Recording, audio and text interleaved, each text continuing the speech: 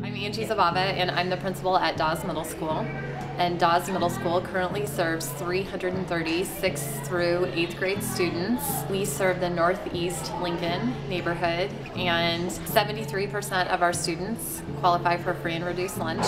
We collaborate at an interdisciplinary and a content level, and then ultimately we know that our individual teachers have the biggest impact on student learning. They are with the kids 95% of the time. And at our school we have an amazing staff, and 75% of our staff are brand new teachers.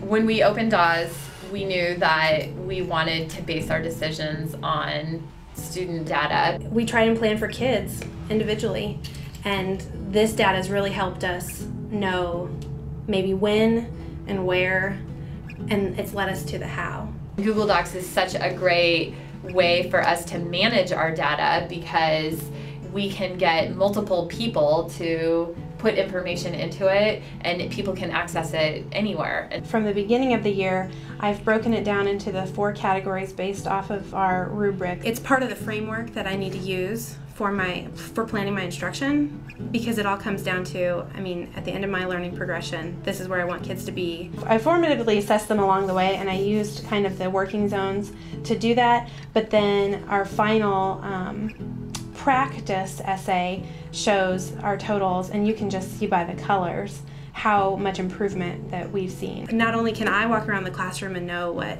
these 3 kids are working on, but so can my co-teacher, and we don't even have to communicate because we already know.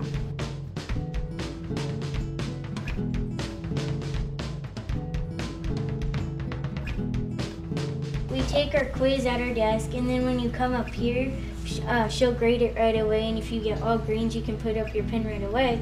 But if you get one wrong, she'll have you go back and try to get into the green slot. They know right away if they're getting concepts or not, and if they aren't, they get the feedback right away that will show them how to get that correct, so that they don't continuously practice in a incorrect manner. How do you feel when you put your clothespin on the yellow or the red?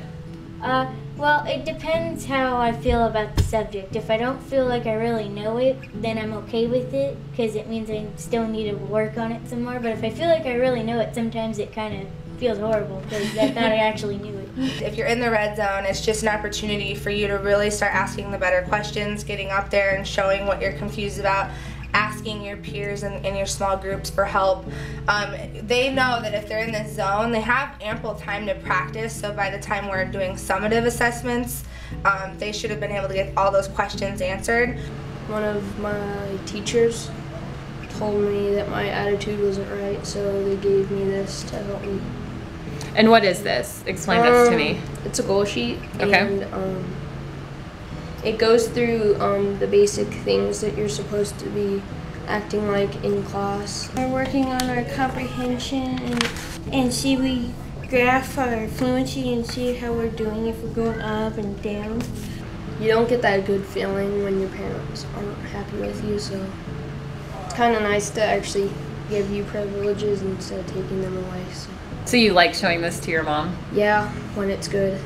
It takes to be a good reader is fluency, accuracy, and how you read it. And the whole point of this is to really get the learner to advocate for themselves so that they can see where they are and they can set those goals to get themselves more, proficient.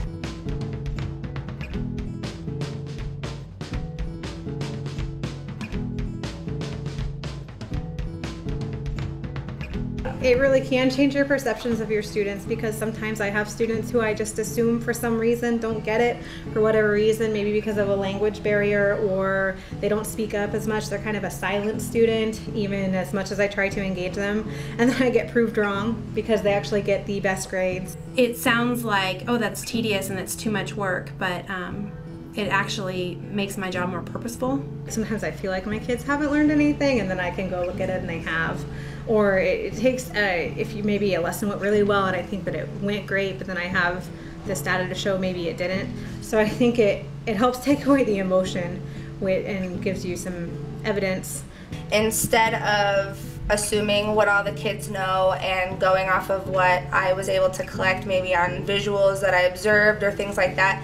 I actually use the data to show me what percentage of my kids are proficient on each of these different math objectives that they're assessed on. Using the data forces you to see, hey, these kids are fine, these kids are not fine, here's what I can do to help them, here's what I can do to help these kids. And then also it tells me that, hey, this child needs some enrichment, which I thought that they needed extra support, when in turn they actually need something more challenging to do. It's much more efficient because it impacts my instruction. I'm a better teacher because I know what my kids are missing. And I think that intrinsic kind of involvement in all this really does help each individual student push themselves harder than they would, if I was just telling them to do it because I had this data but they didn't. We really set out to create a middle school that's different than any other middle school, and the foundation of our work is to ensure that all students are successful.